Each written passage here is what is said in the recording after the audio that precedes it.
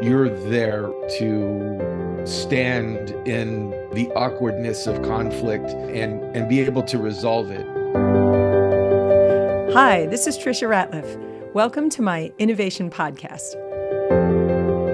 I am here with Stephen Sanchez from Everyday Agile. Thank you, Stephen, for coming back and talking to me. I had a great question that came up that I thought would help all of our clients because it's a question that I've heard before, which was, as we are thinking about improving processes, often we will do some of these standard activities in the lean or agile or innovation community. And two of those activities are value stream mapping and journey mapping.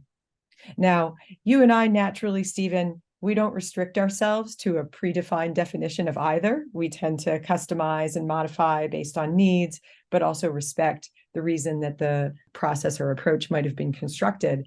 So with that freedom in mind, I thought we would answer the question, what is the difference between value stream mapping and journey mapping? And if we have time, when and why would one use one of those approaches or customize their own? So I asked a whole bunch of questions in there.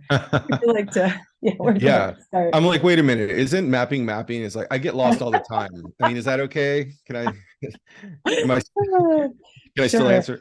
Yeah. Go Okay. ahead. Go No, ahead. no, it's a good question, right? And so journey mapping and value stream mapping, they're both techniques used to visualize and analyze process, but they're designed for different purposes and different stakeholders. So some of the key differences between the two, well, let's look at journey mapping first. Journey mapping focuses on a customer experience.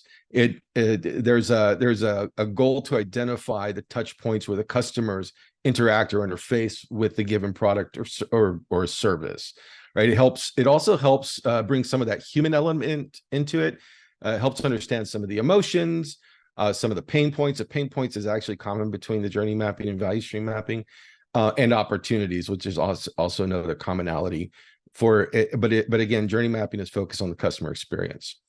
Now, value stream mapping focuses on internal processes.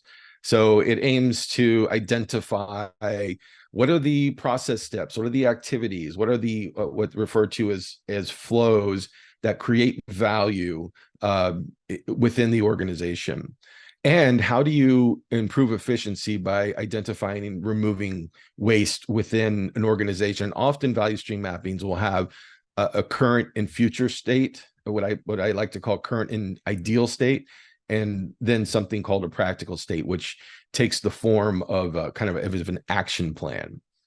We don't have to pick one or the other, right? Value stream mapping is more from the lean manufacturing perspective, and journey mapping is more from the design thinking perspective. And, as modern agilists and modern facilitators and modern problem solvers, we don't have to necessarily pick one or the other, right? We often find that combining elements of both of these mapping techniques in order to achieve a desired outcome for a particular audience is the most effective way to finding proposed solutions. On a recent, I would call it a value stream mapping, but it was more of a combination of a VSM and a journey map for a client. We integrated some of those systemic causations for pain points and opportunities, and looked at them across three classifications: business, technical, and cultural. So what are the business causations for this particular opportunity at pain point? What are the technical causations? What are the cultural causations? And surprisingly, to my surprise, at least, the participants started with the cultural component, right? Which historically, most without making it a little more explicit and offering it as part of the design of combining these two concepts of value stream mapping and journey mapping, often it's just forgot about. They're like, oh, well, no, we want to optimize our process. It's like, okay, well, people do the process, right? Sometimes machines do the process too, right? Whatever's automated, but there was a gravitation toward the people, the cultural component, which for me was very satisfying. I was like, wow, this is great. But I was asking myself, would it still have happened if it wasn't offered, if it wasn't there, right? So I think in putting these two together and thinking about these outcomes and these problems to solve systemically, right? It really adds a lot of power to both of these mapping both these mapping concepts. Yes, yes. And I think we need to embrace the fact that it's going to take some time to do it, and that we don't have to get everything right when we do a mapping. And well, actually, I'll take that back. In some cases, you have to get it really right. In other cases, you can just run it, figure out what your new process is going to be, experiment with the new process, and then change after the experiment. That's right. In complex systems, we the likelihood of getting it right on the first time, good luck. I don't see it happen very often in industry, or at least in my experience. But I get it, right? There are cases where there are lives on the line, or the cost is simply too high, not to get it quote unquote right. But it is a living document, and we're gonna uncover things as part of the process. We're gonna get clarity on questions, or validate or invalidate assumptions that we had as part of this process, and we're gonna learn as part of our development plan or development roadmap, and what we're going to, like you said, coming out of this is like, how do we, okay, great, this is all wonderful, now how the heck do we do this, right? That's the follow-up, whether that takes the form of a roadmap, or an investment, or epic or feature, however it is your organization implements it. Thank you, Stephen. Thank you for that. When we do these journey mapping or value stream mapping, or any type of visual depiction where we're asking questions and we're working together, we can do it in person, we can do it virtually. So I just wanted to talk about that for a moment, that sort of the advantages and disadvantages of each. When we can do any kind of facilitated activity in person, the natural benefit of that is face time between the people.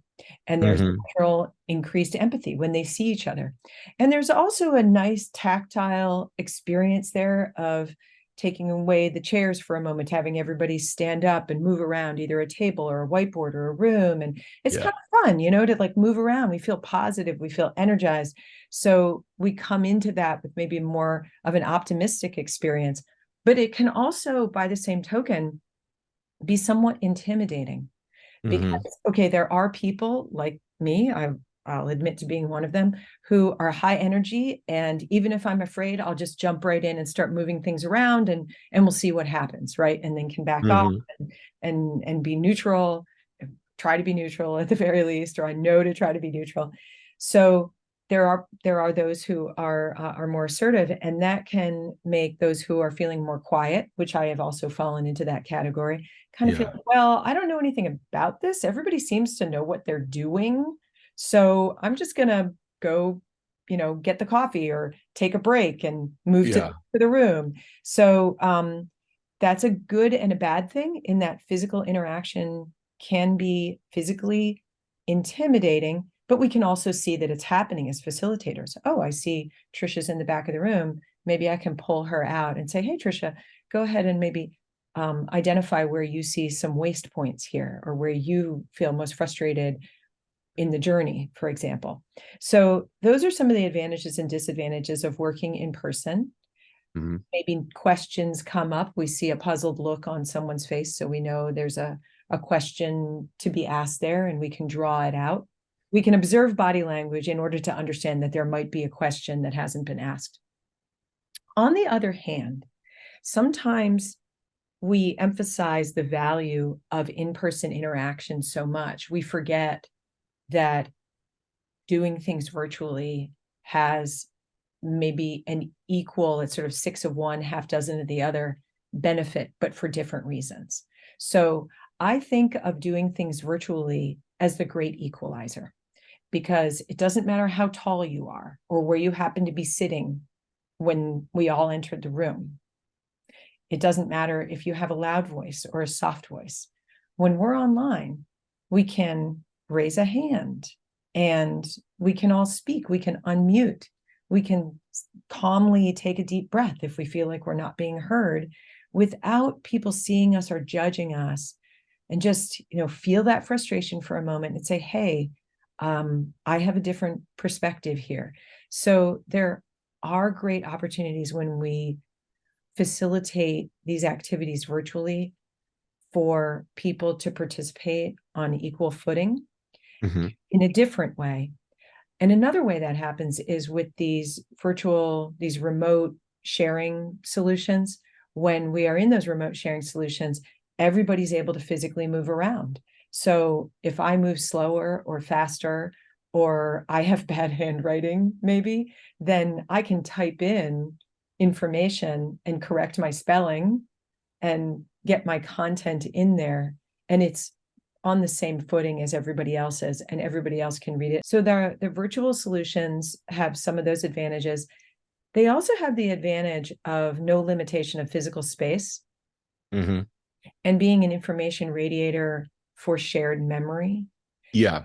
If we have a pretty complex process that needs to be followed, one of the things that I've been really enjoying about virtually depicting and virtually facilitating these mapping activities is you can really zoom in and have a separate image on that particular topic, and then kind of zoom out and see the big picture again.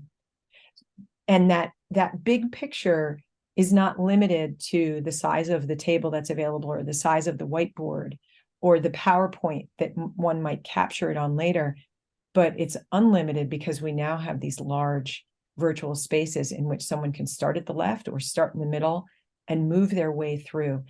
That feels so much more real to me. I consider that one of the advantages of working virtually.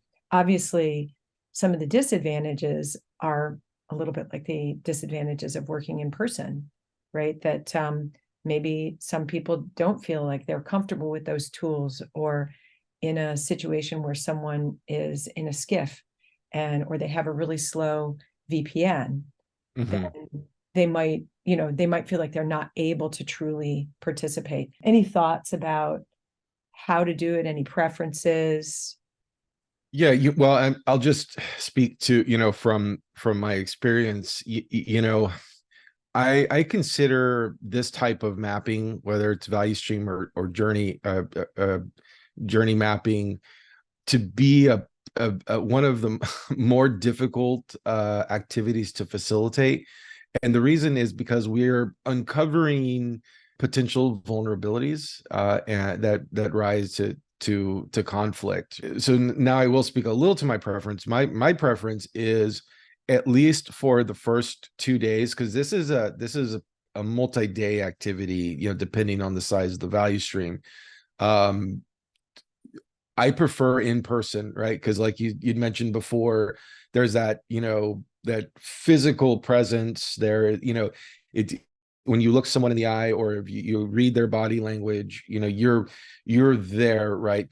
To stand in the awkwardness of conflict, and be able to resolve it, rather than across, through the internet or in electron form. Even with the camera on, it's not quite the same. It can certainly be done, and the way that I've done it in the past is as a hybrid also, is at least the first part. So there's this notion of diamond decision making, where first diverging on all of these ideas, which is uncovering, for example, in value stream mapping, the process steps, the pain points, and your pain point may not be someone else's pain point, or your opportunity might be someone else's pain point, right? So we uncover all these things, where we enter something that's referred to as the groan zone. They're like, and I just put that up front, right? As we like, just to give you a heads up, this is a wonderful process. Here's what we're gonna, here's what we want out of it. It is a divergent and then convergent process. We're going to enter the groan zone, and that's okay. Just a heads up, we're going there, and we're going to accept it. Another thing that I like to do as part of this process and facilitating is set up a working agreement to say, when we do get there, how do we want to resolve issues, right? So we have a quick conversation around that, and give them some pointers in terms of be present. We talk about radical candor. We also add like a psychological safety component kind of built in, whether that's an icebreaker. We may do that a couple times a day, just to put people back into that mindset, and remind them that the working agreement is a living document. If we wanted to add anything to it, or if we're still happy with it, they're still happy with it. The preference is in person. The hybrid would be like in person for the first day or two to get through the groan zone, and then remote after that. And then the third would be all virtual. And again, that's just for me. That just might be because of my personal facilitation style. Other coaches might have a different order in their preferences. Thank you for sharing that, Stephen. I'm sure that will be useful to our listeners, and certainly to me. That brings up such a wonderful conversation for an upcoming podcast, because you mentioned the groan zone. I just happened to have another conversation with someone recently about those tension points, how we can use tension points early on to discuss values and learn to recover from tension points. Then we're getting ourselves ready, as you pointed out, to do them in any situation, whether it's online or in person. So I just love that you mentioned the groan zone and getting through some of those early tension points so that we're really practicing them. All right, well, this seems like a natural place to wrap up, unless there's anything else that you feel needs to be discussed or said on this topic. No, thank you so much. I enjoyed the conversation. I appreciate it. Same here. I'm very much enjoying these conversations with you, as always, Stephen.